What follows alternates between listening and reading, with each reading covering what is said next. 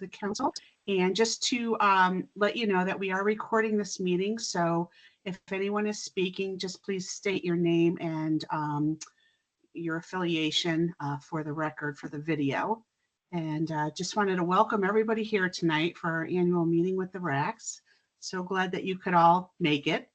I'll apologize in advance for some going on in the background. My daughter is taking care of some things and I'm not sure how that's going to go. So anyways, let's see. First item on the agenda is the opportunity for public participation. Is there anybody here from the public who would like to speak? Okay, there being none. Wait. I do. I was trying to figure out Oh, how to okay. put on.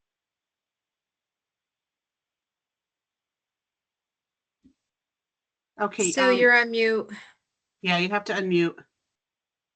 You had unmuted for a second and then got remuted. So try tapping the space bar. There you go. You're unmuted. Don't do anything. Go.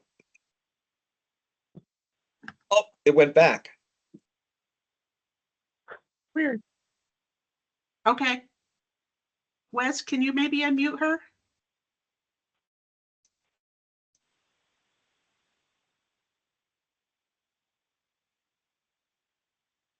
Hi, I am not actually able to unmute people.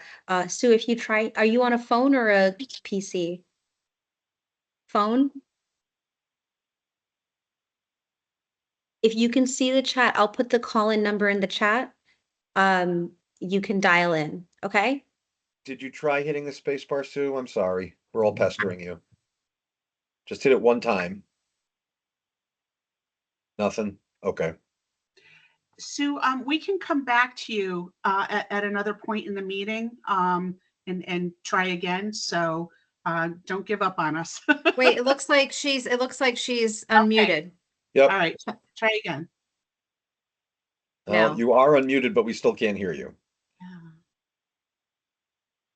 Okay. I'm sorry. Again. We'll try again, okay? Is there anybody else who would like to speak? Okay, not seeing anybody. So we will go ahead and move on to the joint meeting. And usually what we do is we have the regional directors give a little status report. So I'm just trying to go through and see who is here as far as regional managers go, or if not, who they've designated to give their reports. Jordan Chef DDS, I saw a few of them on the next screen. I'll prompt them for you if that's okay with you, so we get them one at a time. But Shannon O'Brien, I see you first. Would you mind just doing updates from the West region?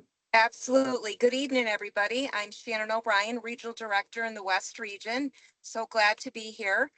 I'm going to just go over a little bit what our RAC committee has discussed and some of the topics that we have had lots of discussion about over the year. We had a variety of guest speakers that have come to our RAC meetings to either educate about things going on in the region or from a central office perspective. We did have our Director of Health Services and that team come and present to our group. We had Brian Gresco, who represents Project Search through DDS. He did a great presentation for our team. I've had the respite team from DDS in the West region come and explain about all the services that we provide in the West. We had our Pratt manager come, as well as our Director of Quality Assurance, to talk further about how Pratt works and what the Quality Improvement Division does. In most recent, we were very fortunate to have Joe Cavallero come and talk to our group about GTI. Over the year, we've had most of our discussions in every meeting, and Charles is on the call as well. I saw we've had lots of discussion about GTI and some of the struggles that families and individuals have been dealing with. Lots of discussion about the current provider network and some of the staff shortages, and just discussing different options on how to make some improvements in that area. Some of the concerns are, individuals who need one-to-one or two-to-one supports and some of those struggles, as well as the individuals with more significant needs who need residential supports, and the options that we have available, and some of the struggles that providers are currently having, and some of the difficulties that families are running into. I don't know, Charles, if there's anything you want to add or that I missed. No, I just want to congratulate Shannon, by the way. She's done a great job in lining up speakers throughout the year, with especially with GT, especially with all the different information that she's provided. So the council has been well served by Shannon. Thank you.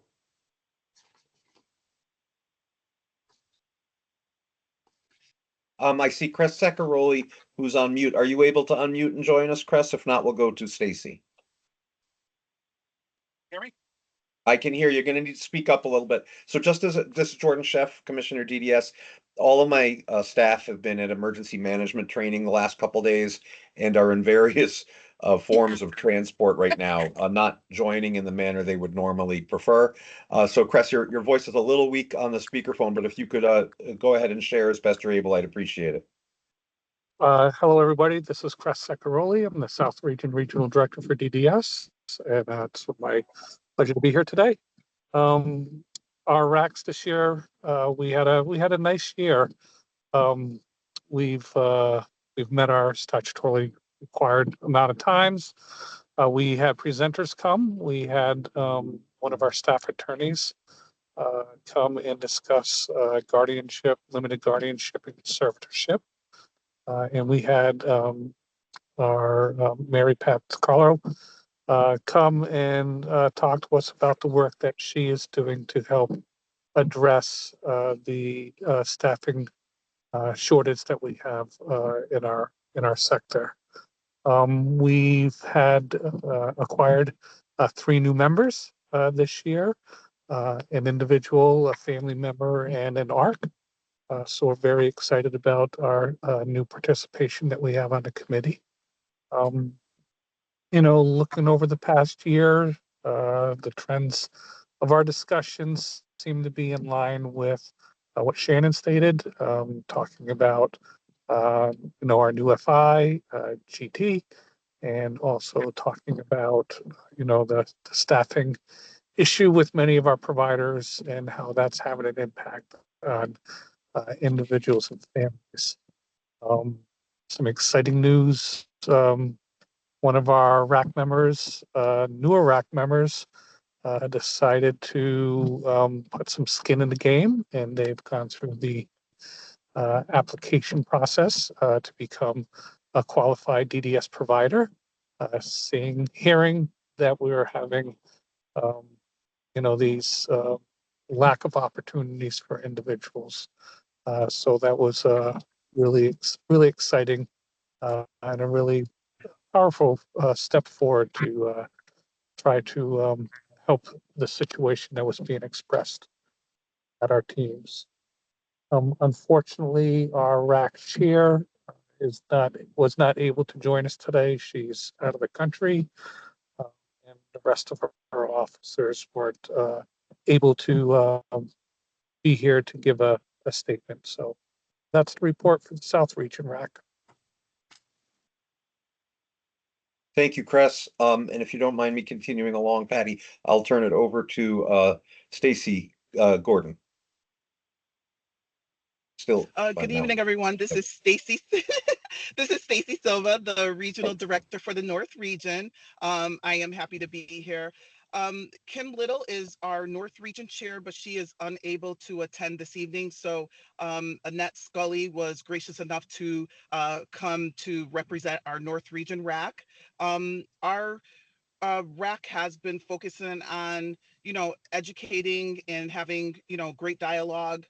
We've covered topics such as employment, AT, GT, transition coordinators, housing, CFC, in the region, I had to fill 2 vacancies for administrative assistants because Ether was kind of doing double duty while we were, in the process. So we have Lana Raymond, who will be the administrative assistant for Dawn Fry in the private division. And we have Sarah Abelli, who works for Karen Sticklin in the individual and family division. They are both have a wealth of experience in DDS, so we're happy to have them. I just recently hired a case manager supervisor to help decrease the caseloads in the region for the current existing case manager supervisor, so we're very happy about that. And that's it. Annette, do you have anything to add? Thank you, Stacy. Hi, Annette Scully, North Region.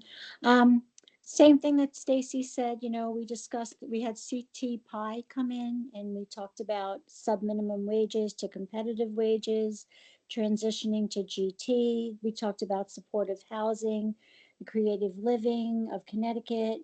We also talked about we also had a presentation from parent guardian caregiver presentation, paying parents for their support, not for CFC clients. We've also talked about the overview for transitioning for grads. And then yesterday we had a discussion on project search. That was it. Thank you. Thank you, Annette.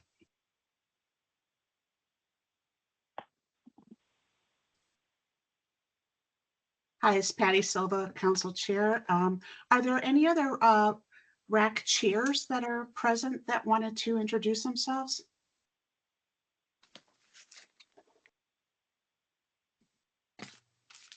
Okay, I guess we got everybody then. Are we good, Jordan? Okay.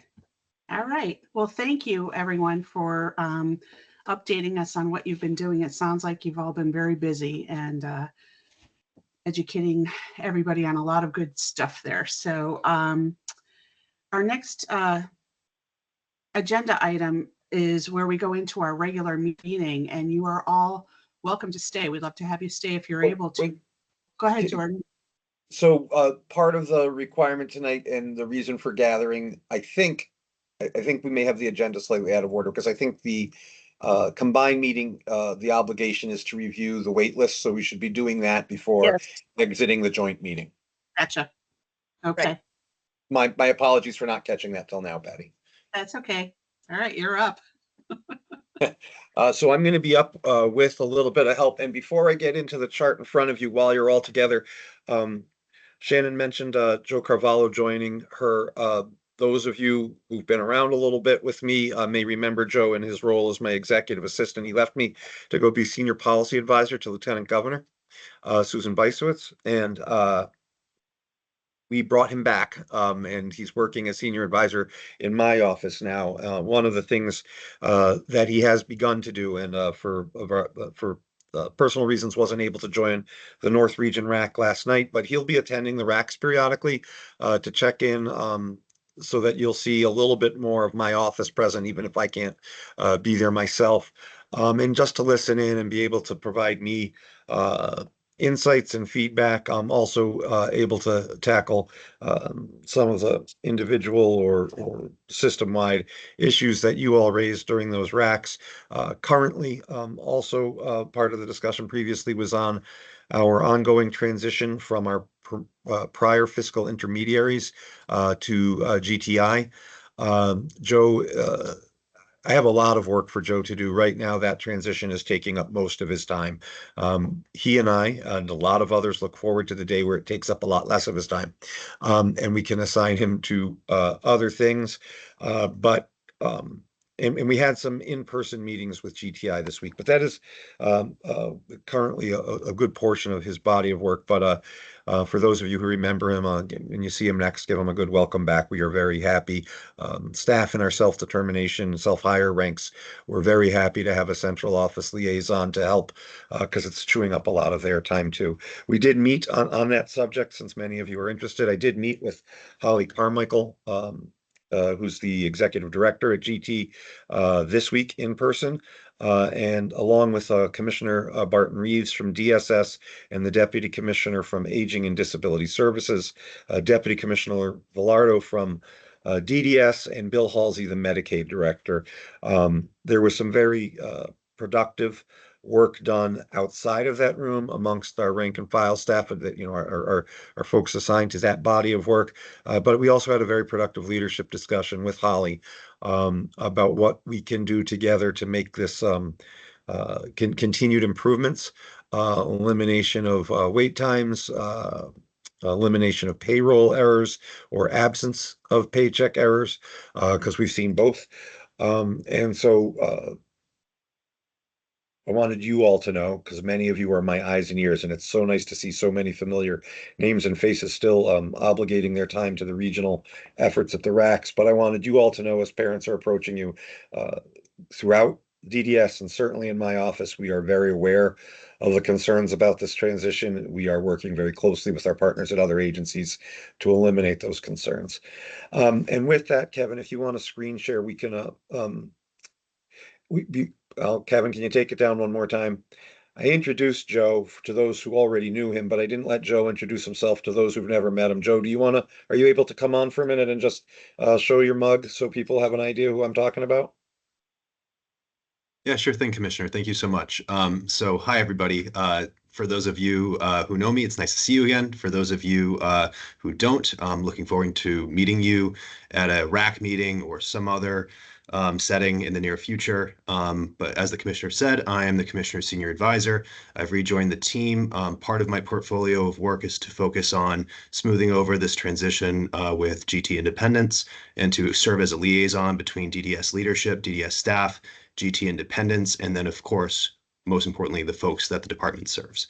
So I'll put my contact information in the chat if I can be helpful. This is a team, so please feel free to reach out, and we're happy to help however we can, and we're committed to getting this right. So thanks so much, everybody. Thanks, Joe. All right, Kevin, for the third and final time, thank you for screen sharing.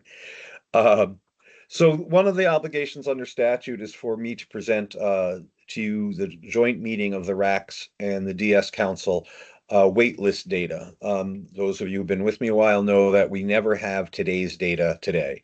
We're always looking back at a slice in time on any given day. And so just a little bit of history with the work, the collaboration with advocates. In 2017, we re-established our priorities and categories for our waitlist. And so when you look at this data, we used to talk about priority ones, priority twos, priority threes, and emergency. Rather nondescript, and in that vagueness, it was very hard to know exactly when people were looking for placement and what type of placement. And so with the effort of that group of advocates and a number of other people, we established these newly defined as of 2017 waitlist categories: emergencies, urgent, and future needs. And you can see the definitions there in front of you. Those categories are also listed on our website. Next slide, Kevin.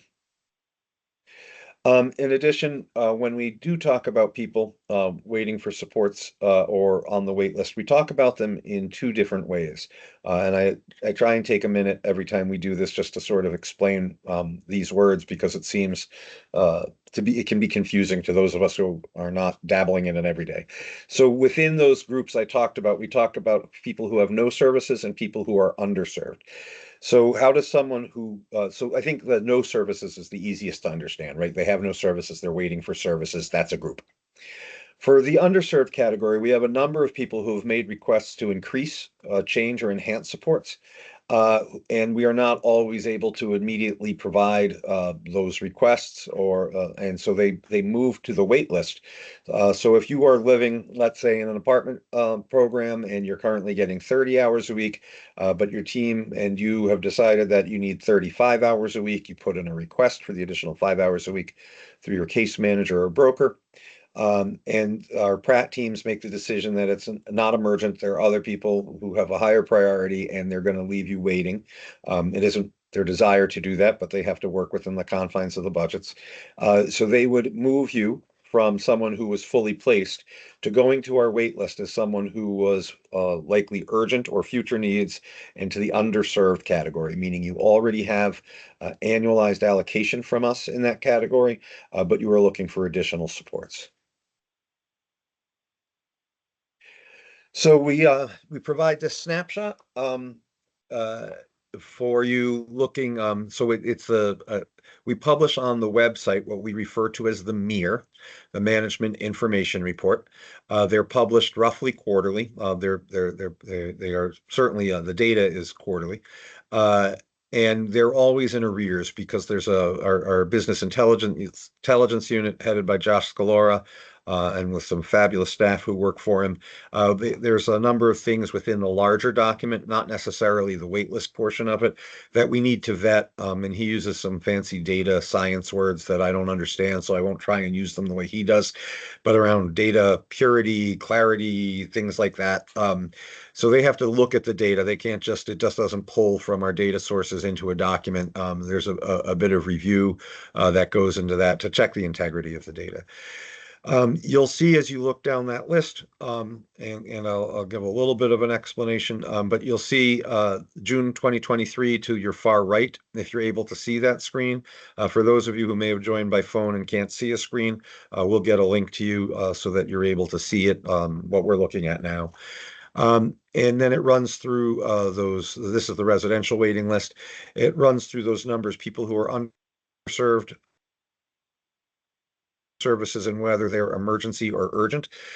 We combine those two. We don't consider the future needs group when we're talking about I'm sorry, we did not consider future needs previously when we were looking at waitlist data. And during that 2017 change, we were asked to track all the folks, all the individuals we support who might be looking for services one kind or another. So you will see that there has been some growth in our waitlist from June 2023, pretty consistently in every category, except future needs, where you'll see the reduction of 55 people. So we have looked at the data. My team has looked at the data, and I want to give you just a little insight as to why those numbers have trickled up or gone up. So there's a couple of things. The regional directors and you have all been in discussion on my DS council with me, and our ombuds person, and I talk at least monthly about the concerns of the staff, the staffing shortage. And so we think that part of the issue is that providers don't have enough staff to take on all the business we could otherwise give them. So very often it's been about not having the funding. That is less the situation in this case, where we actually have the funding to place more people than we are currently placing.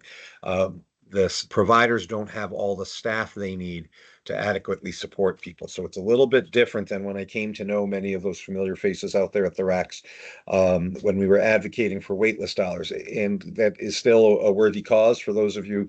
Obviously we have a lot of people who need a lot of services, and money's going to be part of making that happen. The other issue that helps drive the numbers up is something I described when we were working on the STEP initiatives, the Supporting Transformation to Empower People initiatives, as well as in my testimony and in responses to questions from the legislature during House Bill 5001, not this most recent session, but the one before it. That as we were making some waves and making some noise about getting people placed, that people who previously hadn't bothered to get on a list because they felt there was, it was such a long wait, it wouldn't be worth it wasn't worth getting in line yet, have heard that we're placing a lot of people. And we are, in fact, while the data, and we'll talk about that in a second, while the data doesn't, may not speak to you in that way, that's another reason that the numbers have gone up. More people know that we're doing more creative things, creating more opportunities, that we have green-lighted a number of the supported housing units, that we have green-lighted development for anyone who wants a CCH, a community companion home. and green-lighted anybody who would benefit from assistive technology. Whereas we used to have stringent just no for everything all at one time. Well, while we don't have a ton of money and we can't place everybody today or make an allocation to everybody today, there are a number of services that we have been providing even in times where money is a little bit lean. So we've placed a number of people. We've had a lot more people get in line to get supports, and we are struggling with the waitlist initiative. And I don't know if Cress is still online, and he might have some sense just because I know he's looked through the numbers, and I hate to put you on the spot. But Cress, you and I had had a conversation about how much placement activity has been going on, and if the other regional directors have a sense of it, I'm happy to hear from you as well. But my understanding from the regions is that there's a lot of placement and transfer activity going on, even while those numbers don't seem to be dwindling. Are you able to speak to that at this time, Cress, or either any of the regional directors?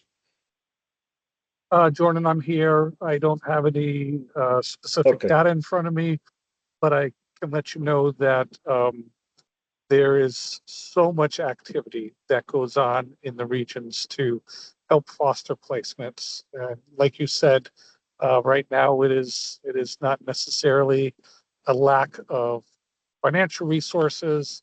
It's hardships finding providers that have capacity to take people on. We've really done some initiatives to help incentivize providers to accept new people in our day programs, which is opening up portability options.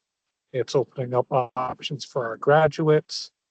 It's opening up options for those underserved folks in day where they were just going 2 days a week, but they wanted to go 4 days a week. The hope is that by addressing some of um, those capacity issues in day with those incentives, that would place less stress on the residential providers because they don't have people staying at home because they don't have a day program. And therefore, that would also help build some capacity in our residential providers to help with those placements. So a lot of work on a lot of fronts going on to make sure that we have placements and our prac teams and our case management teams are working continuously on all these placement options for individuals. Thank you, Cress. And if any of you, as an example of some of the initiative work that we've done, there was a waitlist initiative a number of years ago where we targeted, pardon me, aging caregivers, and when Christine Polio-Cooney was still here, and I think we targeted somewhere 70 or so. Can any of the three of you talk about where we are now and what we consider aging caregiver and how we've tried to increase opportunities for people on the wait list? Yes, so Jordan, we currently are waitlist our funding initiative for residential placement. One of them is for caregivers who will turn 65 or have already turned 65, 65 by the end of this coming fiscal year. And we have, I can tell you in the South region, the last I knew, and this was like a month ago, that initiative alone has moved 65 individuals off of the wait list, supporting those caregivers of that age and those individuals. And that, doesn't include the people who have said, oh, I was on the urgent list and I just got myself on that list years ago and actually declined to be for us to help support them. But like I said, I think the last number I saw for that initiative alone was 65 people in the South region. In the South With region the alone. That's Yep. that's illustrative, Chris. I appreciate that texture that you've provided to this discussion. Kevin, can you put that slide up one more time for me that shows the waitlist data?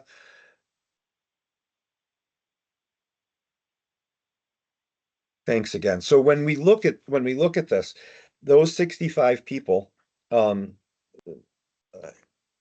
you would think with moving 65 people off the wait list in a single year in one region, you'd see a decrease.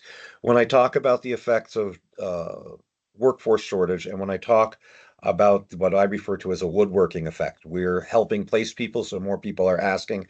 You don't see that minus 65 in the residential wait list categories. You don't see that reduction.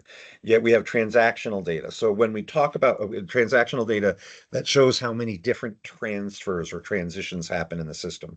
So while this is the tool we've been using forever to show where we're at with the waitlist, even through multiple iterations and recodifying how we count individuals, it is simply a slice in time. This is the data as of June 30th, 2024.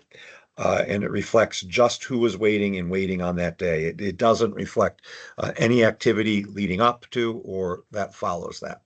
So I'm going to come up for air there as the waitlist presentation and give both the council and the RACs an opportunity, the RAC members, to ask any questions they may have about the waitlist. And I see Nicole Milo has her hand up. Before I ask you to speak, Nicole, there is a raise hand function.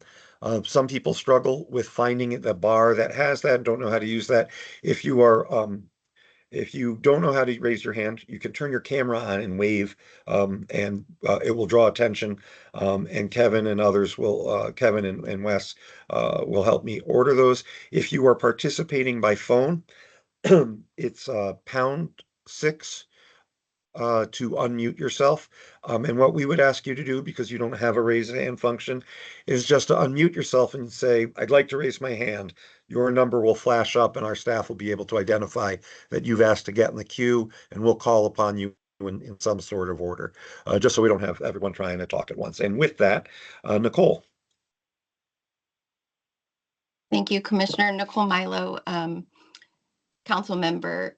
So thank you for that presentation, Commissioner. I was wondering if you could give me a little understanding on the future needs and how you're coming to those numbers, only because I'm hearing just a lot from parents about what the process looks like. And I know there was some change within the last few years when an individual that might be placed residentially at school age turns about 15 years old, I think was the number, where DDS was starting to kind of keep track to plan for the future. So I was wondering kind of how that process looks for the school age kiddos, and if you guys are indeed, as I suspect, keeping track of those numbers. That would help me understand a little bit better. Sure. So thank you, Nicole, for the question. So the wait list we looked at is talking about residential supports and services, and not day services.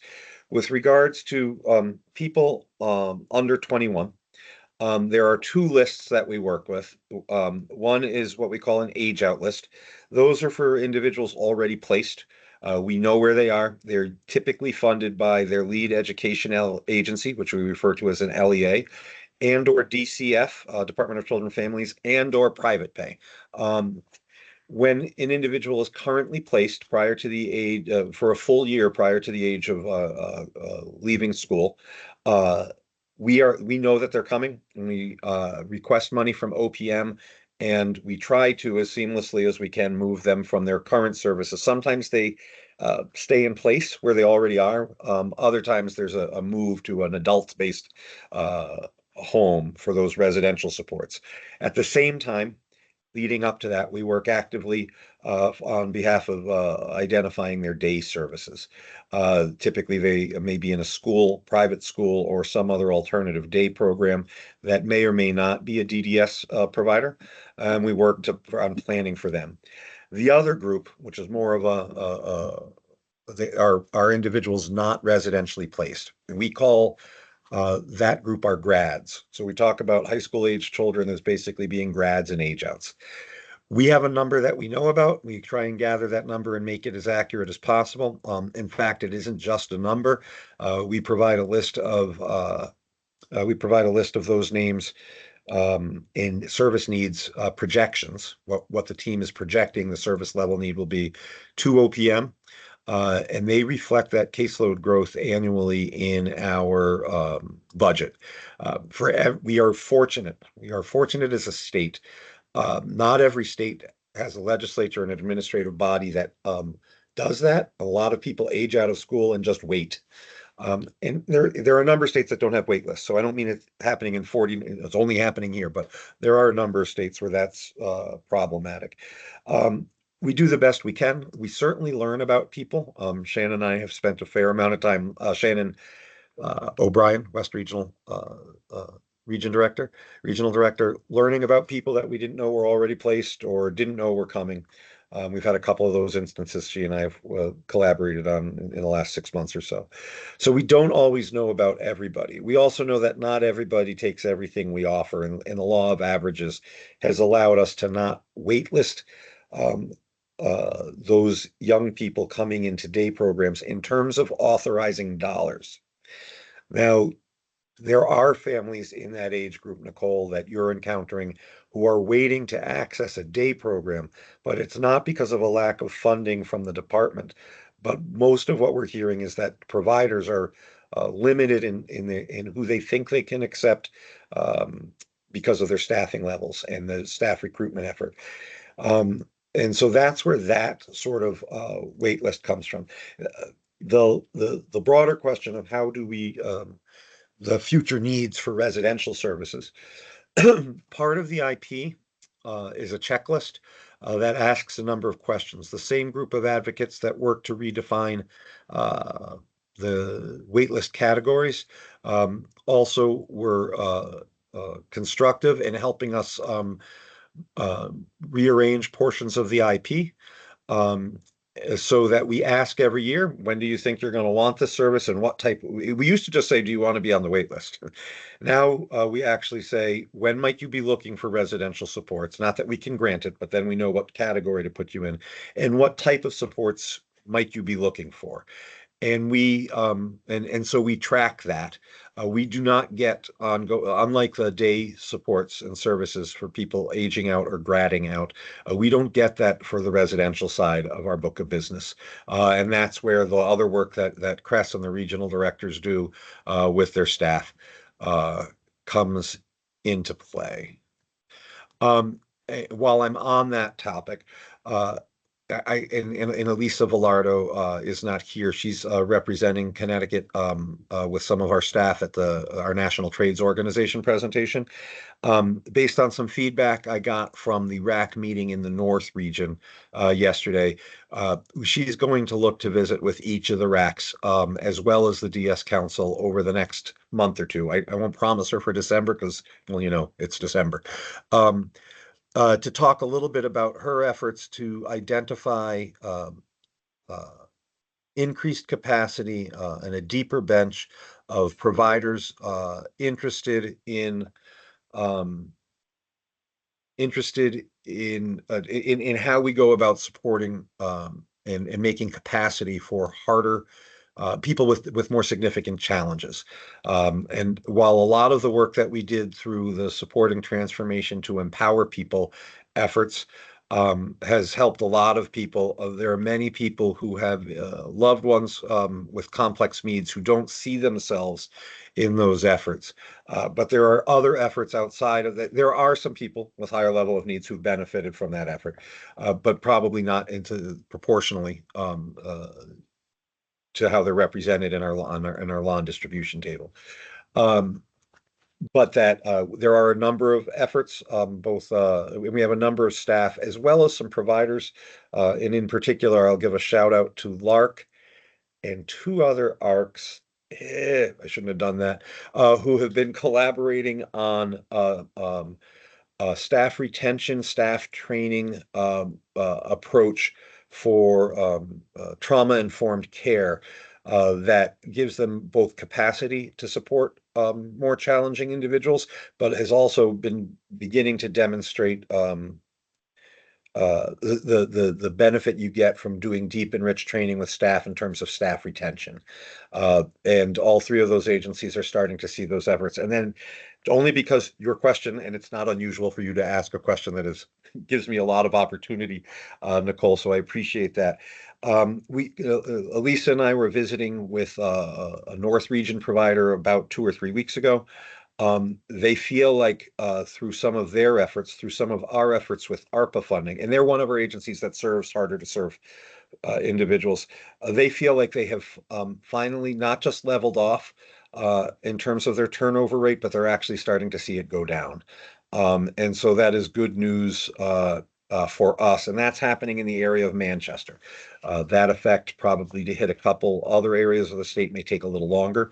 When I say that, I refer to lower Fairfield and the environmental climate, the economic climate there is just a little different than downtown Manchester. But we're hoping that that tide is turning a little bit, and we have more to come. Mary Pat DiCarlo and the work we're doing with a national learning collaborative on the workforce crisis.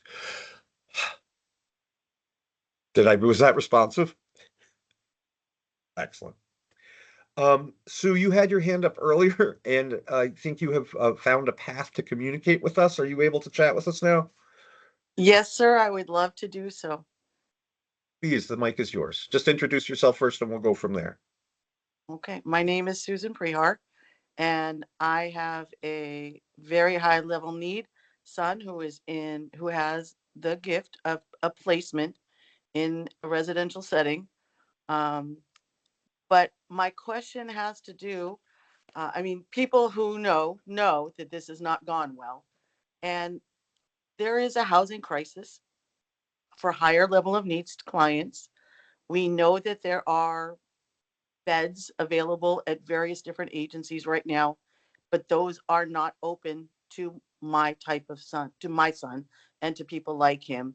So, it's been made very clear there's literally one house in the entire state of Connecticut that's over, 50 minutes away from us, which significantly impacts our relationship with him.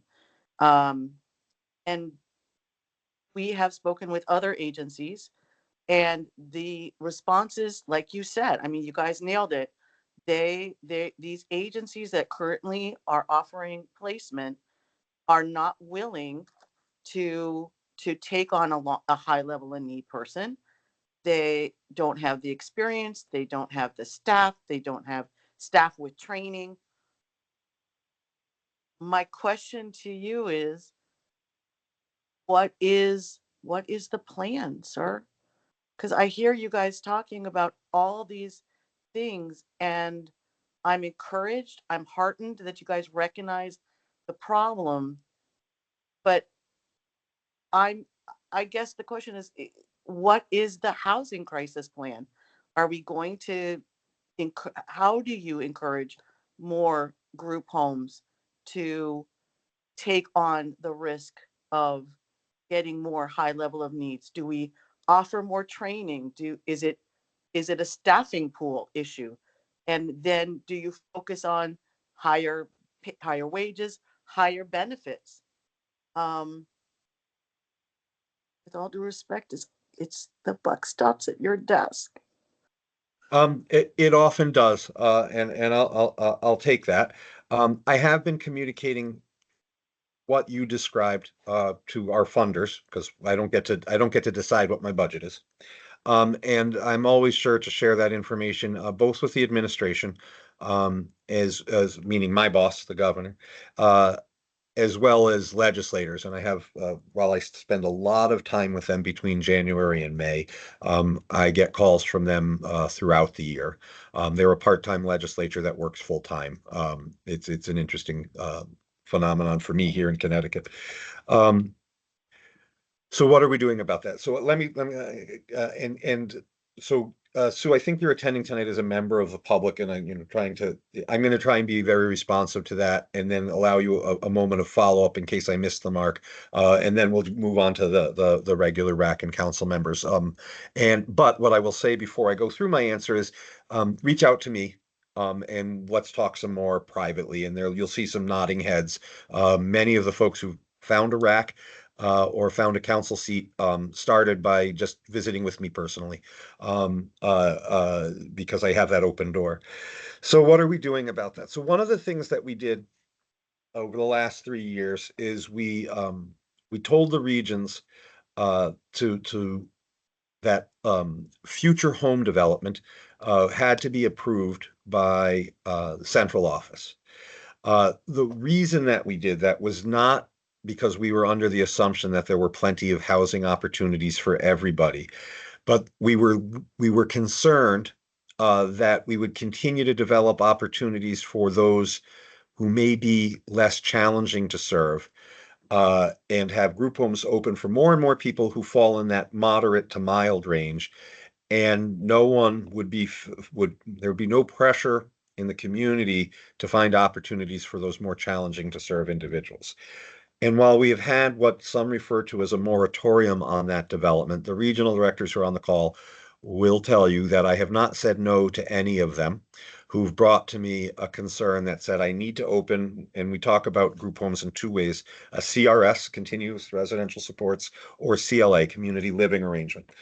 And so there's a couple of things that happen. Some of those regional directors are currently working on development for people who will be in that age out group. The kids I was talking about earlier that Nicole was referencing, who are already placed somewhere else, who are placed because they're really present real challenges and need an adult place to go to. So the regional directors collaborate, they identify groups, and they do an RFP process to create new living opportunities. Beyond that, I can tell you that at least 3 times in the last 2 months, I've been approached about CRS development for individuals who are either stuck somewhere in the system, an emergency room, a hospital, a long-term care facility, any of those types of settings, or who are out of state looking to return. And we've opened a few of those CRSs as well. Group homes take probably a year and a half from conceiving of the need to opening the doors at a minimum in this housing market. Sometimes that has gone on 2 and 2.5 years, because property acquisition is really, really competitive. We're required to get an estimate done, an estimate, maybe an appraisal done. Very often, by the time our appraiser gets there, the home's already off the market. It's sold for cash before we could ever get anyone out there. The other issue that you talked about, so the other component of that, so that's the bed, what I would refer to as bed stock, the available beds within our system that we look at. The supporting transformation to empower people, the concept behind that was to look to individuals who might be more moderate in need level, who are getting a comprehensive wraparound 24/7 support in a traditional group home, who might be able to live in another setting. And then we would look to backfill their living opportunity in a group home with someone who was more challenging. While we have been very successful at transitioning some individuals out and into less intensive settings, because of the staffing crisis, we have not been able to as rapidly fill all of those opportunities, although the regions are actively making those referrals.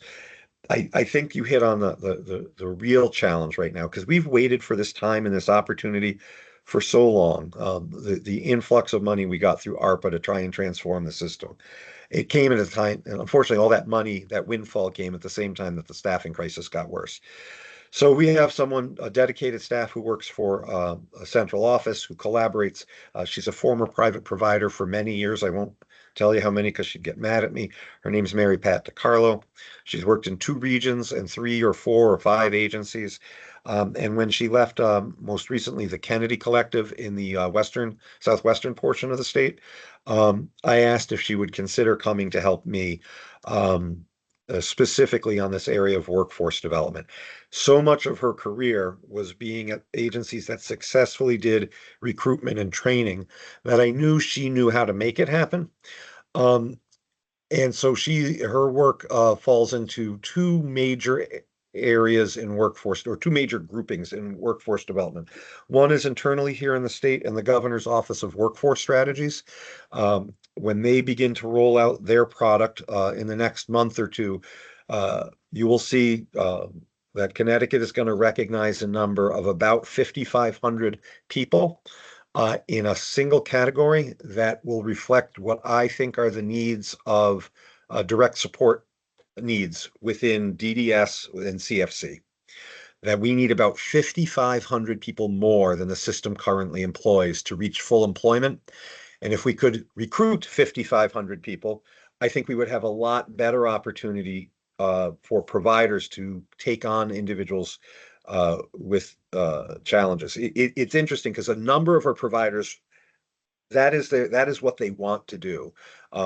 And I won't name them because I'll get in trouble, but there's a couple in each region where their specialties is that they will take individuals with challenging autism behaviors or challenging co-occurring mental health issues alongside intellectual disability.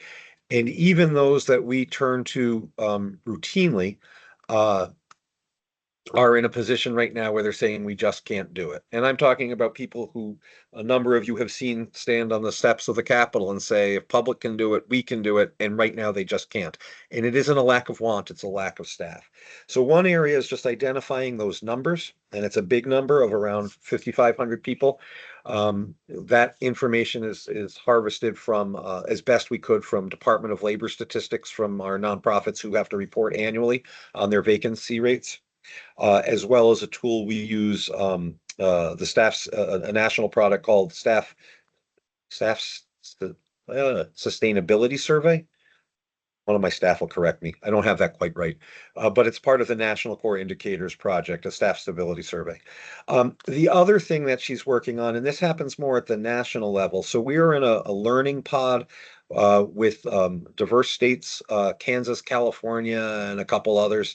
So big, medium, small, pro-labor, not pro-labor section. Michigan's in there and maybe Missouri. We meet often, and we talk about what's working in some states and what's not working in some states. And I think the outcome of that will likely be a public information campaign, some advertisements that the state will take on in terms of recognizing the body of work where we need to recruit people into, that providers won't have to do their own advertising, that there'll be some collaboration in how that happens.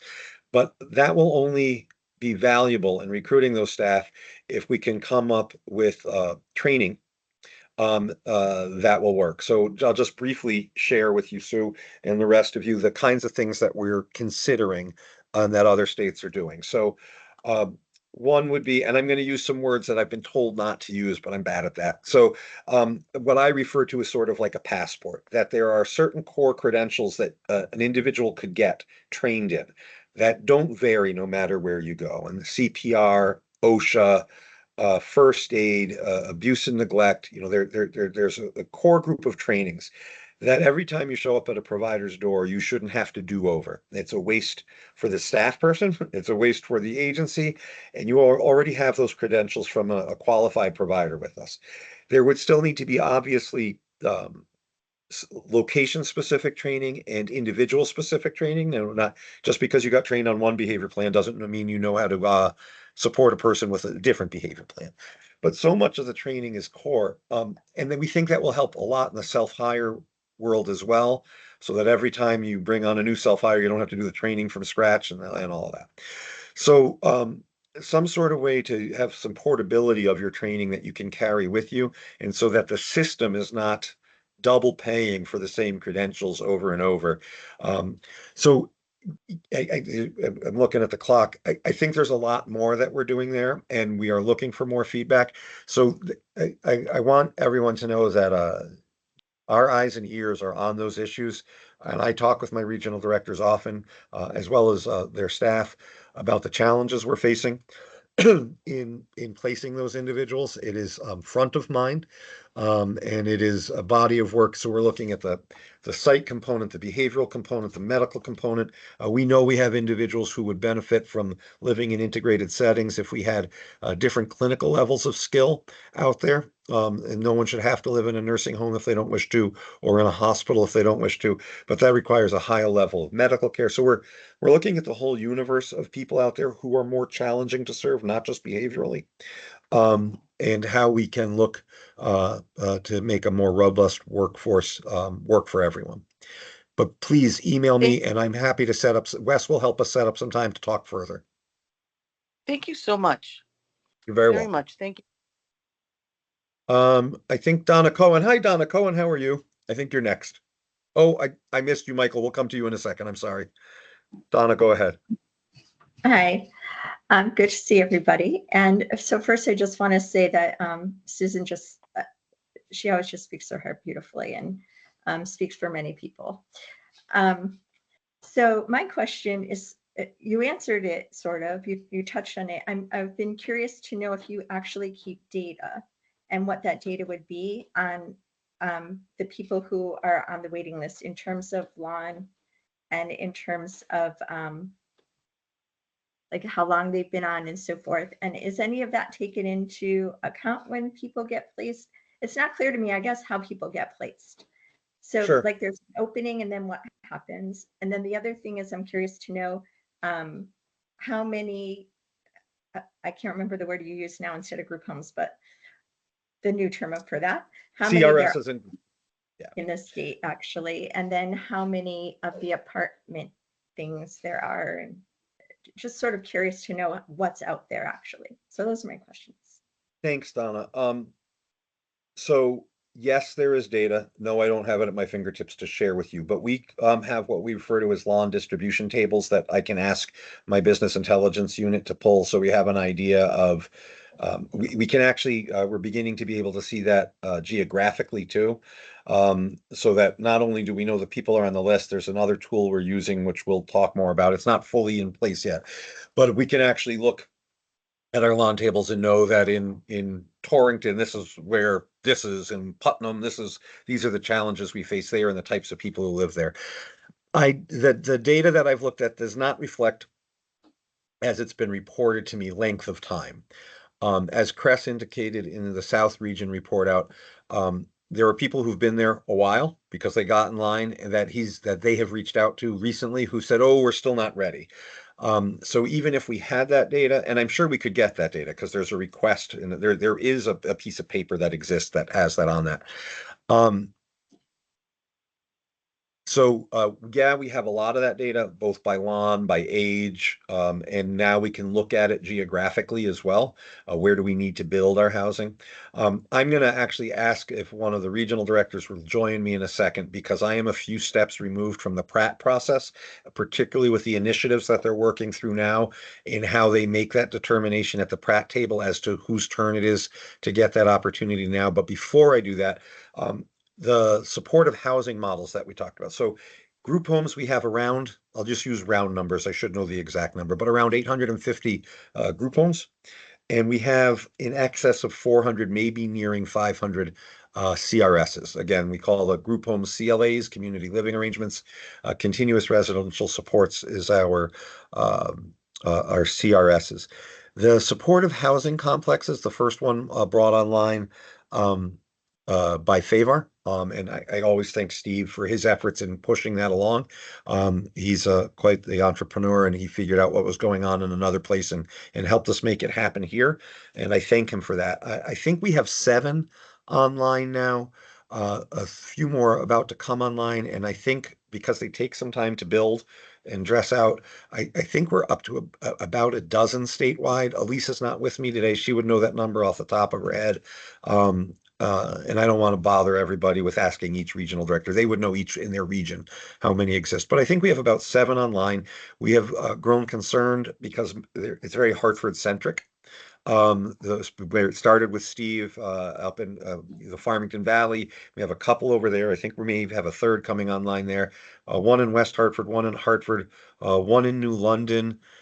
in South and West have a couple in the works as well, and I can't remember the town next to Woodbridge. I was at a grand opening there. I can't remember the town though. That's not good. I'm east of the river, so blame me for that. Um, Kevin, you were there with me. Maybe you'll shout it out. So we have that Orange. many. Orange, thank you. Is that next to Woodbridge? Was I right? Yes. Oh, wow. I like when I get that right. Um, so I think it's about 7 or so online, maybe 8, and with another few to come online in a shorter time frame. And I think we have another $15 million at Department of Housing to access for additional federal housing rounds. And I just signed off, but I can't talk about it yet because I don't know if the award letter's gone off, but I just signed off on another one yesterday. The amount of numbers of people supported in those vary from a very small number, but no more than 25% of the total population in that apartment building or house or complex, to a much bigger number, 12 or 14 or something like that, and some of the bigger ones. In terms of how the practice of making the decision on who's going to get supports and services or an allocation to begin to shop for supports and services residentially, I've often said it's more art than science. And in prior to us doing some of the internal work to create this liquidity, basically you had to either have a very aged caregiver who couldn't care for you, or you were a threat to yourself, your caregiver, or the community, or your caregiver had passed and we needed to come in and help you with that. It is less that situation now for some of the less comprehensive services we have. And I think that because we've created an opportunity for some of these funding opportunities, it's a wider lens by which Pratt views this. And I'm going to put you on the spot. If one of the regional directors would come and join me, maybe you could talk about what it's like at a Pratt table most recently and how we make those decisions. Are any of the three of you up for a challenge? I'm willing. This is Thank you, Chris Chris. Seccarelli, South Regional Director again. So my peers, Shannon and Stacy, and the commissioners, um, we took a really hard look last year at some funding initiatives that we wanted to prioritize.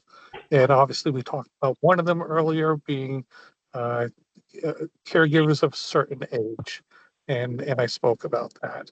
But we have other funding initiatives, and those are the priorities for the Pratt team. So what happens is there's someone who has a want or need, they submit a request to our Pratt team.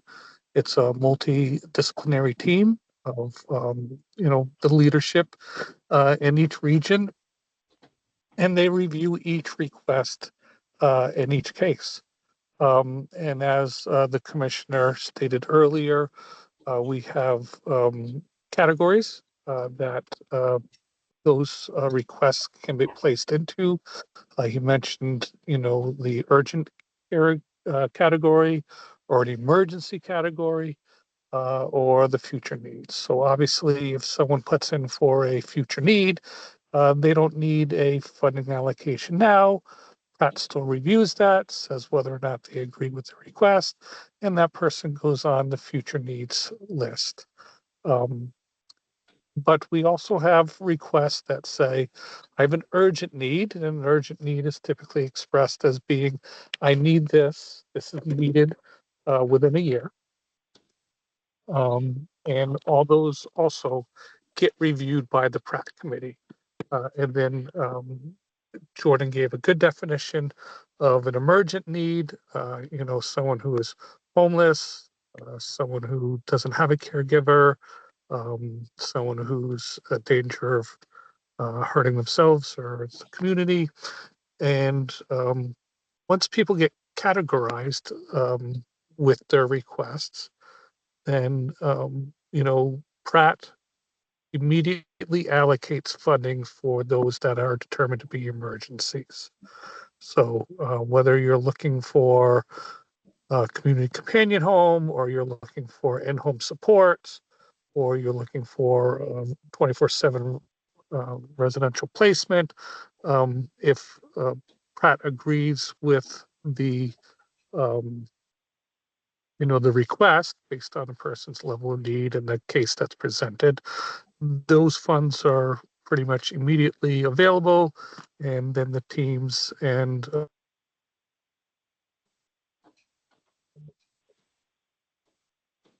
No, I think we may have lost you, Chris. Jordan, this is Shannon O'Brien, Regional says I have Director. Just wanted to, oh, sorry, Chris, go ahead. Yep. You cut out. sorry. Go ahead. We're still all, I'm assuming, all in our cars. I am. Um, if it's an urgent need, what the Pratt teams do then is look to see, is this something that we can fund with one of our initiatives? And the commissioner mentioned, like I said before, our over 65 initiative, but we also had initiatives that were in line with our STEP program, really trying to support people in the least restrictive environment. So as he said before, we have an ongoing initiative to support CCH. So if someone came to Pratt and said, hi, I have this need within a year, Pratt agrees with the need and what they were looking for CCH, Pratt would authorize them to go forward and shop for a CCH. Same thing for, we had the, as the commissioner said, supported housing, and we have a bunch of those that's a new setting for DDS. And again, if someone came and said, I have an urgent need, I have this need within a year, and we would like something in supported housing, Pratt would authorize that. Another one would be, if people were looking for remote supports, assistive technology.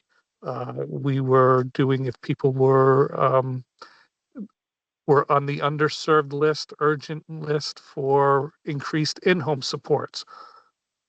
If Pratt agreed with the need, then an allocation would be made so they could go shop for a provider or for private hire, things like that.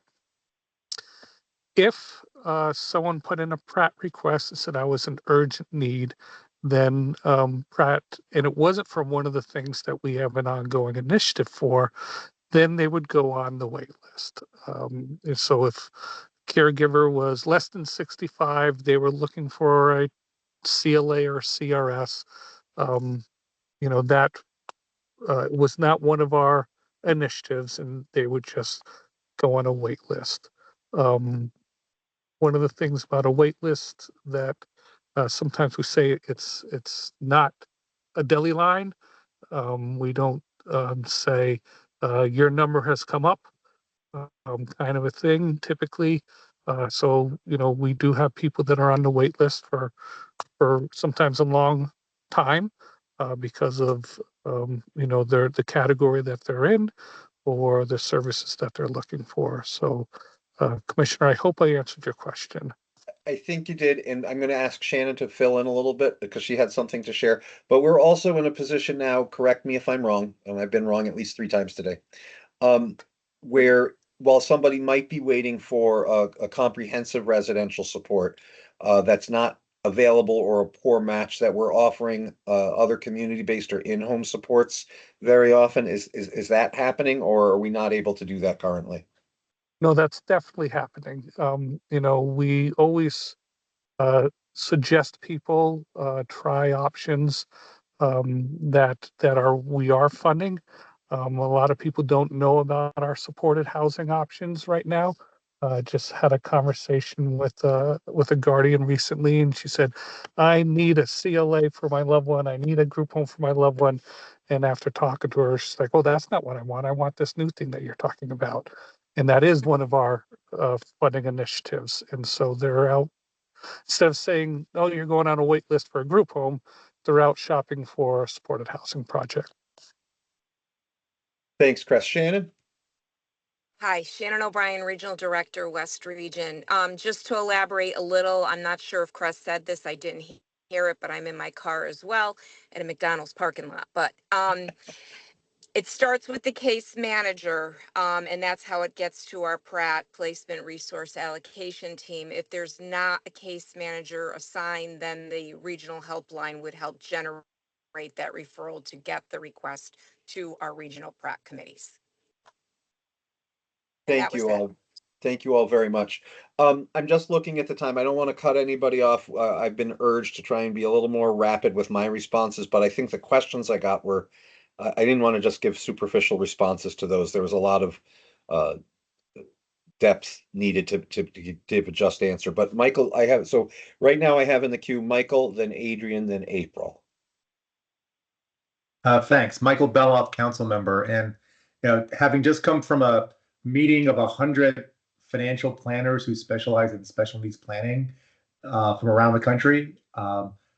What we have here in Connecticut is very much ahead of most states, perhaps not our two nearest neighbors, but in terms of waiting lists and services, it's light years ahead of what I've heard from around the country.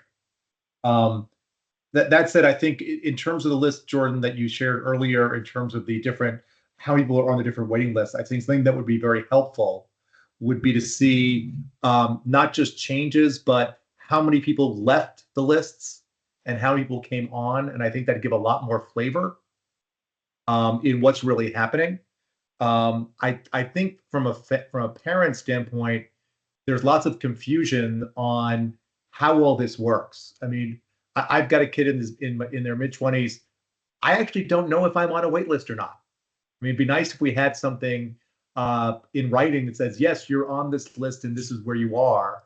I really suspect that, you mentioned that being an emergency is an art, is an art, not a science. I think we really need art classes for families, for them to really understand how all this works. And, because if you ask a family member, well, is it urgent? And a lot of them will not say it's urgent, but they will want housing, in 2+ years. And I suspect that there is a lot more families than 1,600 who want housing. But either they don't know how to ask, they don't know how to get on a list. I would almost think everyone who ages out at 22 wants to have housing at some point. And I think maybe we need a fourth category, not ready yet, but I want housing sometime before my kid dies, because that's the only way we can show to the legislature what the real need is for the residential funding. That's what I got. Elongated response, but I will reiterate. I appreciate it. Unless something's changed, and I'll follow up with Krista and Wayne tomorrow, the portion of the IP should have on it, the pre-IP that you get or the opportunity to review that, should have something that says, speaks to, is this still the service you're looking for? And is this still the time frame you're looking for it in? That was the work that was done by those advocates to give us a more accurate list, and that's reflected in the data that you saw there. So if that's not happening at your table when you're there with your son, we need to make sure that that happens, Michael. But you should be being asked annually. That was the request, and I think it was legislatively more of a tell than an ask, that we needed to collect that information and review it annually. And so I'm hoping that that's being done, but I will follow up on that tomorrow. I don't know. I can't prompt. Almost nothing's 100% in what we do, but that should be a fairly high percent number, and I'll follow up. I appreciate that very much. Adrian? Hello, Adrian Benjamin, council member, currently in Mexico, which almost never, ever happens. Thank you, Jordan. Commissioner Sheff, that was a really comprehensive, excellent report and response to a really urgent situation that our friend Sue has. So I really appreciate that. And I think Michael and I might be making the same suggestion, that if you, including in the waitlist data, put the data in about the new people, and we had 55 new people come in, we're able to have residential. So you could get, I always feel like DDS doesn't get the credit it deserves sometimes for positive changes. So I'd like that to happen. Yeah, no, thank I think you. it would be appropriate. And the legislature needs to know. Because if you just look at the bottom number, oh my God, there's 1,400 people on the wait list, but it could have been 2,000, right? Yeah, so the other thank you, thing- Adrian. Oh, go ahead. In terms of training, I hope that we can start acknowledging what many people call the autism tsunami that is happening. I mean, when my daughter was first diagnosed 25 years ago, she's 28 now, you know, it was still considered very rare. Less than 1 out of 100 kids had autism. Now it's the numbers in the 1 in the 36. And of course, most of them won't be ours. Most of them are going to be kids that don't need DDS services, but 27% of them will be, according to the CDC data and the American Pediatric Association data. About 27% of those kids that have are currently identified at age 8 with autism are going to be coming into the DDS system. So I don't think we're ready in terms of training for autism. And I know we all both know about the registered behavior technician degree that starts with a 40-hour class. It's an introduction, and I won't go into all the detail because I know it's late. But I think we need to think about how to have the training include not just Down syndrome, not just Fragile X, not just Prader-Willi, but also specifically about best practices for autism. The other thing, I know we have this great step down unit that was started about 5 years ago, maybe 6 years ago, but there's only one, if I understand it correctly, and that's for kiddos, people that are in a level of a crisis where they can't go back to their home or their group home. They need very intensive, comprehensive supports. And if we had like 5 of them instead of 1 of them, because I keep hearing about families. You know, I marinate in the profound autism community. I just have so many people that call me and tell me their circumstances, like Nicole. Not that she calls me, but she has similar people reaching out to her. Yeah, that to have more step down units, to get funding for that and some more capacity, because to help prevent these crises from escalating into something beyond a crisis, like it's just a catastrophe. And my last suggestion or question is, the last time we had the lawn data chart that you produced in 2019, I've shown that to a lot of legislators, and including this recent season, and they're saying, well, what's the current data? It's like, I don't know. We don't have that yet. It's not produced yet. So I would love to see us, DDS, produce another comprehensive lawn graph that shows the distribution. And I think that helps the legislature understand, because we have a lot of very strong allies, but really get a better, clearer picture of what the needs are for DDS as a whole. Thank you. Thank you, Adrian. Real quick, That's it. one, I don't understand it well enough, but the way our data is kept and the fact that it's all transactional makes recording that number of transitions really hard. But I've talked to Josh Scalora and his team about it, and I will circle round on that. Wes, if you can give me a reminder tomorrow. I would like to know that data too. I think knowing the number of transitions and it's fresh starts and fresh stops would be helpful. And right now, the data that's provided to me doesn't tell me that, and it has been a struggle to get it. We've talked a lot about the autism training stuff, and we'll talk more, not being dismissive of it, but I appreciate you raising it again. We are doubling the capacity of the adult step-down unit in public. We attempted to do an RFP in private on a children's one. We're going to have to relaunch that because we didn't have a successful process. And we would love to, if there's enough money, to do a third adult one in private. And there was a fourth point there that I'm missing, but we'll circle around and it'll come to me. April?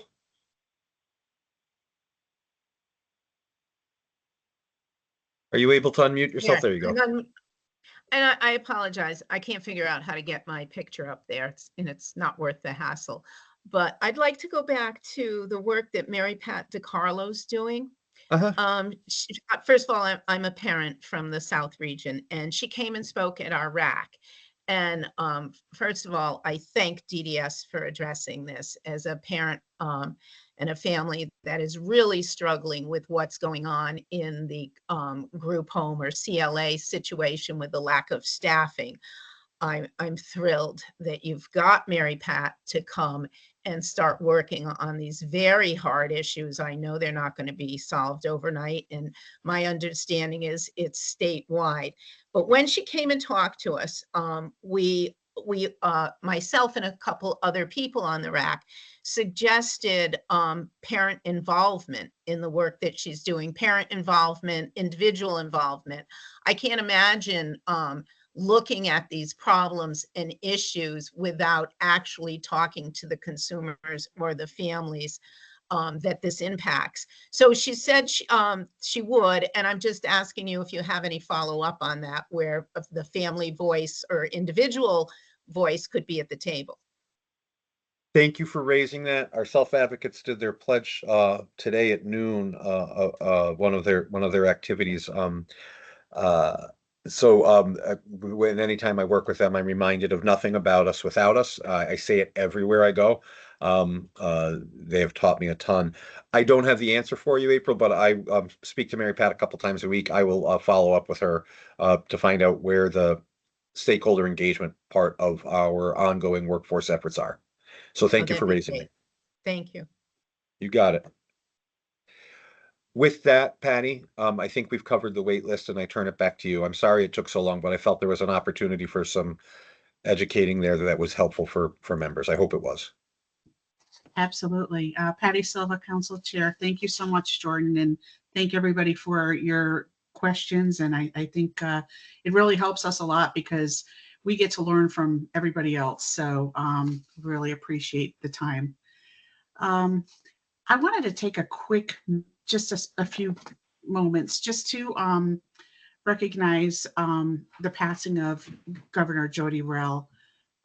She was a good friend to the DDS population.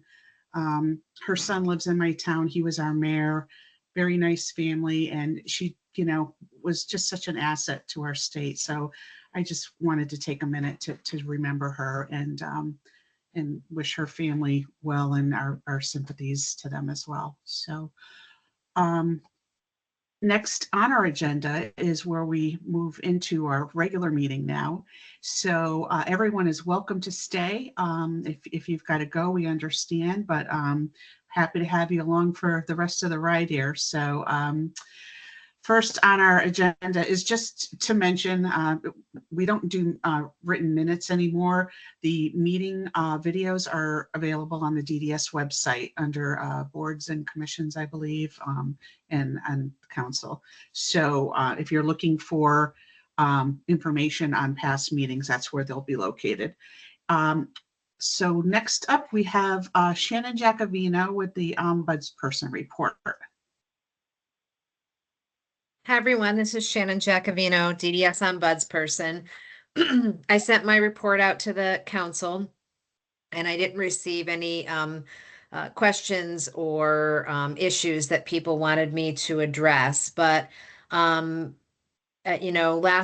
month when I made a change to the way that I was doing the reports, I told you that I would let you know if I saw any sort of upticks or any emergent issues over the course of the month. And so there has been a pretty significant uptick in the phone calls I've gotten about GT Independence, the fiscal intermediary. When that happens, I usually reach directly out to Joe Caravallo, who has been incredibly responsive. And, usually the issue is dealt with almost immediately once it's brought to my attention and Joe escalates it to GT Independence. The issues that I'm seeing are, there was different points when there were sort of different issues that seem to be repeating themselves. The thing that I'm hearing mostly from families who are reaching out to me now is just the wait times with GT Independence, the lack of follow-up. people, them talking to somebody who tells them they're going to follow up on the issue and then just being inaccessible and not getting back. And so I think definitely having Joe there has made a huge improvement because, as we feed him information, he's able to address it immediately. And he's doing, I think, a really amazing job of sort of dealing with individual issues while trying to make the whole system work. And I appreciate that. I've also had an uptick in phone calls around DDS public services, people who are in the step down unit or who are in DDS public group homes. I think the reason for this is that there are, there's more people sort of from the community coming into those settings, So for many years, I think a lot of the people in those settings were people who had lived there for many years, their families had been there for many years. And so I think that there's, a little bit of growing pains in the system in terms of learning how to communicate with families who I think are sometimes used to a much higher level of communication and wanting information. And, the issues are not ever around the services or the care. It's just mostly around how they get information and the communication. So I think we're working through that. I've also had a pretty big uptick in people who have contacted me with complaints about DSS, which of course I am not the ombudsperson for DSS, so I generally can't help them with those complaints, but I thought it was worth mentioning that I did get a lot of calls this month about DSS. When those complaints come in or those issues come in, I give them Commissioner Barton Reeves' email address, and I usually tell them to contact their state rep as well. So there's that. I also wanted to let you know about two projects that I've been kind of working with DDS or collaborating with DDS on an ongoing basis. One is what the commissioner was talking about was around intensive support needs, people in our system who, have funding but are having difficulty finding providers that will support them, or people who have services but, due to the nature of their needs, are really not getting what they need from those services. People who want to exercise portability, but who can't due to the nature of their needs. And so, I've been working with DDS. Walt Glom from the DD Council and I met with a small group of families who reached out to us because they were having these kinds of issues. And we met with DDS, and DDS has done a lot of work to identify what they can do to try to address some of those needs within the current budget and within the current system, including, increasing access to clinical supports, increasing access to training, providing incentives to providers to support people who need services. I'm planning on getting a report out to you soon. I'm happy to hear the commissioner say that Deputy Commissioner Velardo is going to come talk about that work too, because I'm really proud of the work that we've done together. And I think, I think we're moving in the right direction. So I'm looking forward to the Deputy Commissioner coming to a meeting to talk about that. The other project I've been working on with DDS is around the issue of individuals who live in the hospital for special care, who need tracheotomy care. We currently have about 20 to 21 people who are living in the hospital with no access to the community because we don't really have capacity in our system to meet their needs.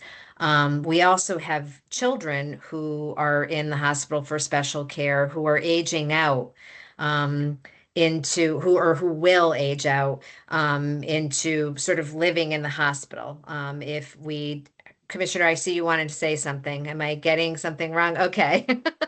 Who will age out and who will live in the hospital for special care if we don't sort of figure out how to make it possible for people to get the care that they need in the community. I've been meeting with DDS for several months on this. We've had a small group get together. We're currently looking on how to expand opportunities for people in 24-hour settings. And we want to try to kind of go through every residential support DDS offers and see what do we need, what are the obstacles to people being able to live in the community with that support and get the care they need, and what are the changes that need to happen in the DDS system in order to eliminate those obstacles. And I'm very, very excited about that work and really, really proud of the progress that we're making, because I think it's obviously going to have a huge impact on people's lives. And so that's all I have right now. If anybody has any questions, I'm happy to answer. Patty Silva, Council Chair. Any questions for Shannon? Christine.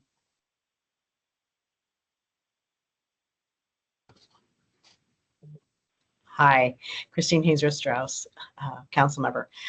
Just clarification on the DSS calls. Are they mostly about redetermination? I mean, I don't really get too far in the weeds with people about what their issue is, because I don't really like to make people talk to me about what's going on when I can't help them with it. I think a lot of times it's people who are doing redeterminations or they're doing paperwork and they haven't heard back from someone. So, I don't really know always exactly what the issue is, because like I said, I just don't want to waste people's time having them talk to me when I can't help them. I'd rather just give them information on who might be able to help them. Deidre? Hi, Deidre Toole, Council. I just want to follow up, and then tonight's meeting is not a good time because it would take too long, but somebody else had mentioned the same thing. I think at some point we should talk a little bit more about the DDS to DSS process, because I happened to go on this past week, the Children's Services Division explanation for parents to learn more about it. And it kind of broke my heart because so many people came to that meeting and they wanted to say, how can I get help for my child who has autism, who has an IQ over 69? And this was the wrong meaning. They just thought it was to help them. It was very clear to me that a good majority of those people that came to the meeting to learn about the new Children's Services Division, which is for DDS individuals, were really frustrated because they had a child with autism that doesn't qualify for DDS. And just, we understand the process that it starts with DDS and the autism waiver goes to DSS, but a lot of these parents don't understand it. So I think at some point we should talk a little bit about how DDS can help these poor parents in this journey, because you can tell they're very frustrated.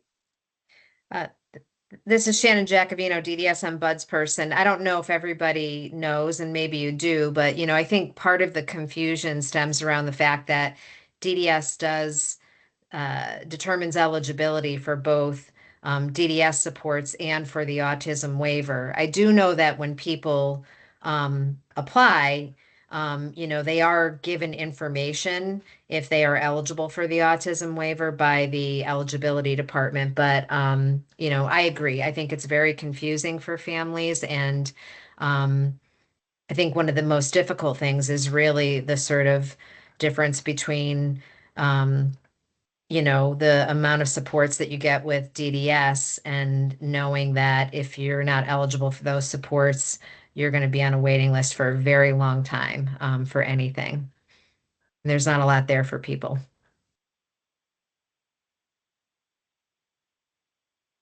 Patty Silva, Council Chair. Anybody else with questions for Shannon? Okay, thank you, Shannon. Moving on. Next, we have the approval of our 2025 meeting calendar. And Diana did point out to us that there was a typo on the calendar. It should read April 17th instead of April 18th, which is a Friday, and Good Friday at that. So is there any discussion at all on the calendar? Let me see. I see a hand up, a couple of hands up here. Deidre. That was a mistake. Oh, Legacy. Kevin. Yeah, Kevin Bronson, DDS. Patty, you can do that, or you usually do this in the December meeting, but you feel free to do it here if you'd like. Okay. We might as well. Is everybody okay with doing that here?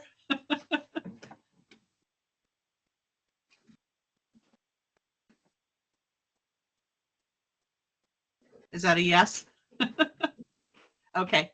And Christine, did you have any questions about, was it the December or November? It was the December meeting. We've typically moved it forward in the month due to the holiday season. I don't know if that's a better time to do it or not this time in 2025. I've not looked at where all the various holidays land, but I just want to get a consensus for December. You mean a week earlier? Yes. So that would put us to December 18th, to the December 11th. Yeah. 11th. How does that sound to everybody? Fine. Good. Okay. So we would change the December meeting to December 11th. Patty, it's Fay Lenz, Council. Hi, Fay. Hi. This April 17th meeting, is that Holy Thursday? You mentioned that the April 18th was Good Friday. I don't have a calendar in front of me, so I can't. Yeah, my calendar doesn't show that.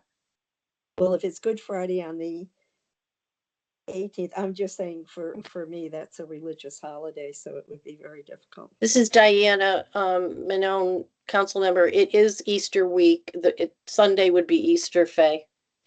Okay. Is there any chance of changing that? Because that would be Holy Week for a lot of us. We could possibly move it to the week before, the 10th. That's fine with me. I don't know what the other council members have on their calendar. Does that look okay for everybody to move that April meeting to the 10th? I don't know if it's Passover. I think Passover is Good Friday week this year. Okay. Same week. Okay. It's not always the same week, but it's often Yeah. the same week. There's a leap year thing that happens where it throws it off. Also, June 19th is Juneteenth, and we will be closed. Juneteenth. Oh, Okay. right. So could we do the 12th then? Why not? All right. So what we have so far then is January 16th, February 20th, March 20th, April 10th, May 15th, June 12th, July 17th, August no meeting, September 18th, October 16th, November 20th, and then December 11th. Does that sound okay with everybody? All right, just any other discussion on this?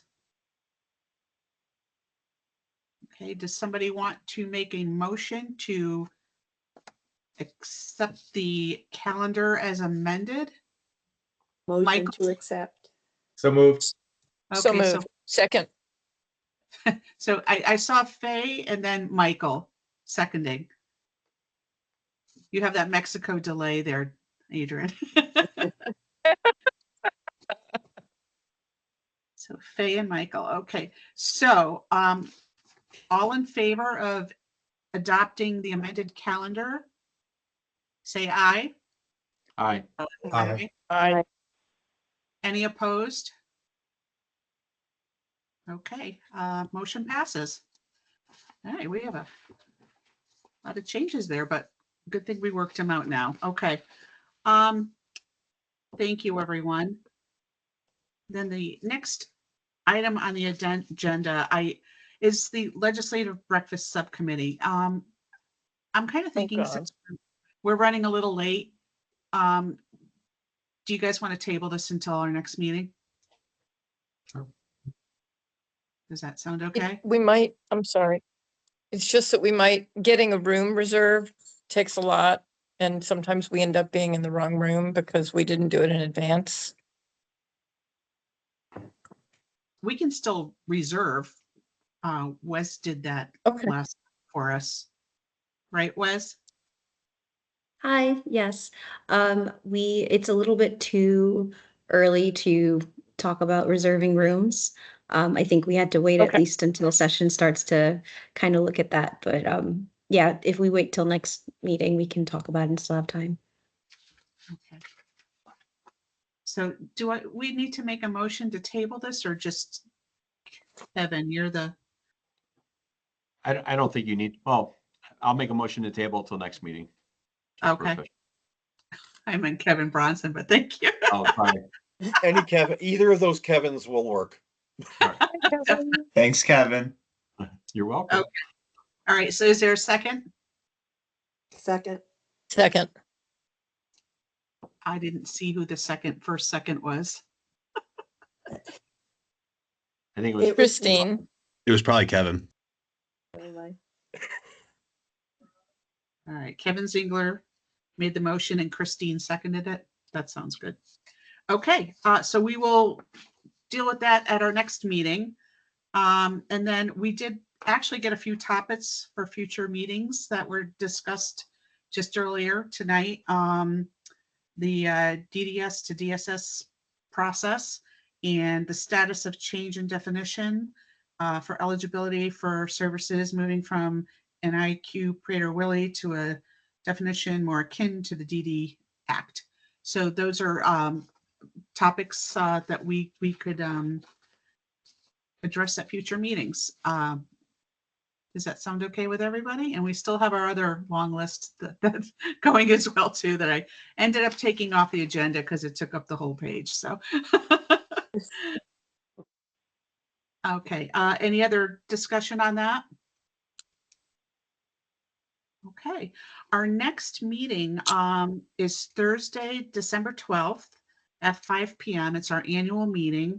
Pam was kind enough to agree to host it at Futures, which is 158 Broad Street in Middletown.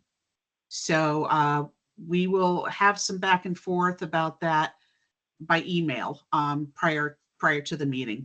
Pam couldn't make it tonight, so we'll try to get things nailed down and make sure that you guys are informed about it by email. Does that sound okay with everybody?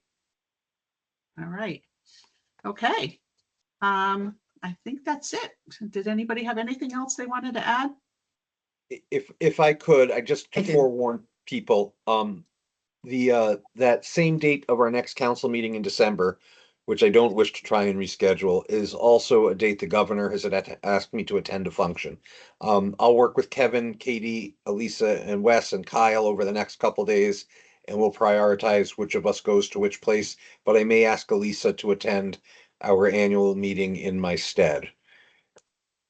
You're not going to see the ovens.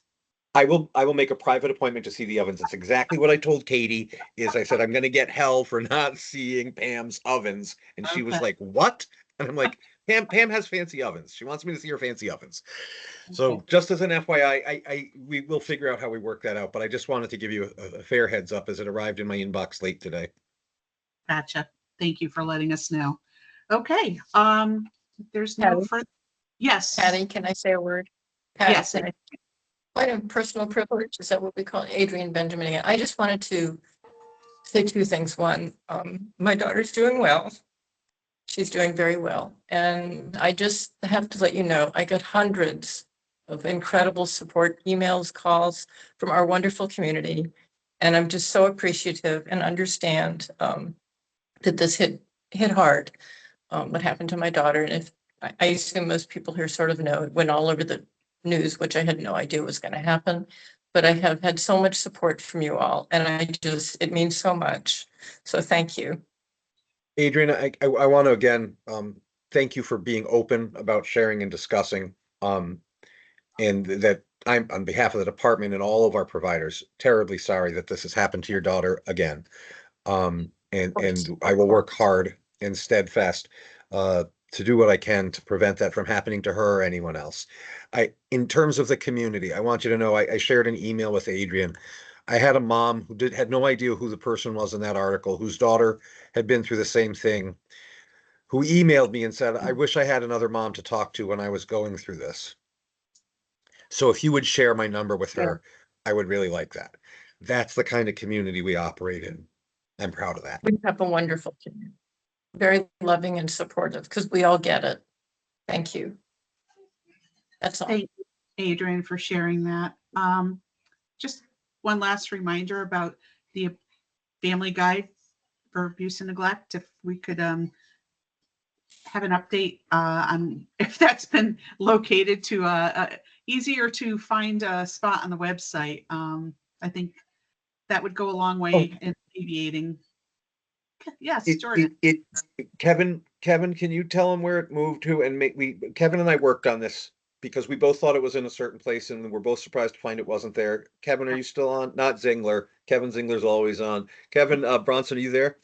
Yeah, I'm gonna share my screen 1 second. Thanks, buddy. I appreciate that. Thank you, guys. I know this is something we've been trying to get nailed down. So no, Wes, Kevin, and I talk about this more often than you imagine, and it is not as it should be easier than it's been. Okay, Kevin Bronson, DDS. So this is the front page of our website, and as you can see, we have this section has always been here, but we put it right here. yes. Thank you. Front page above the fold. That's about as good as the state would let us get it. Yep. Thank you. That's excellent. Yep. Thank you so much. Okay. I think that's Diana it. has her hand up. Diana. Sorry, Diana. That's okay. I just wanted to let everybody know that on a phone call tonight is Phyllis Zimmer, who may be looking at replacing my seat on the council. She's just observing tonight. She was an employee at the Southbury Training School for, I think, 38 years. Phyllis can correct me. She was the head of our habilitative services. She's an OT, ran our OTPT, adaptive equipment, and many, many other things that she can tell you about. But I just want to let you know that is a possibility. I'll be 11 years in January, so my 1-year appointment went a little over. So, but we'll see. As an FYI, Diana, we would welcome who you've brought tonight if they are interested, and if they turn out not to be interested. Rob Weinstein retired today, officially no more. I think he's been there since, I won't say how long, but he's been there a long time, and his love, his heart is there in a huge way. He was very sad to have to say goodbye to me, but I would welcome him back if an opportunity presents Rob itself. has, and Phyllis equally. And Phyllis knew every single person that lived at the training school because she worked with OTP. But in order to have the seat that I have, you have to be on the board of trustees of the training school. Rob is I'm not the there. representative. So Rob's not on the board of trustees. So unfortunately, Okay. he's not eligible. And if Phyllis is interested, I don't know if she wants to chime in. I'll have to find out the proper way of doing all that paperwork for appointment. Yep, Kevin and I can help you with that, and we can have maybe the four of us can have a Teams call and talk about that. Is it Phyllis? Is that what you said her name is? Phyllis Zimmer, yes. Yeah, if Phyllis is interested, we can have a call and chat about the commitment and what it means. And Diana, I won't believe you're actually leaving until you're actually gone, but I won't either, but that's another story. Phyllis, is there anything you want to say? No, I think I will be helping out, and I'd like to join the committee if that's okay. And I'd like to have that 4-person conversation to get more information on what my role will be and how I can help out. terrific. We will reach out through Diana to you and help move that forward. Great, thank you very much. Great, thank you. Patty Silva, Council Chair. Thank you and welcome on our meeting, Phyllis. We'll look forward to hearing more from you. And Diana, You got to come and visit us, right? You're not gone yet, though. So it could be another 11 years now. Just kidding. You would be very missed. So, all right, guys. I think, is that everything from everybody for tonight? Okay. Thank you all. Would somebody like to make a motion to adjourn? So moved and happy Thanksgiving. Oh, okay. Who was that? Kevin?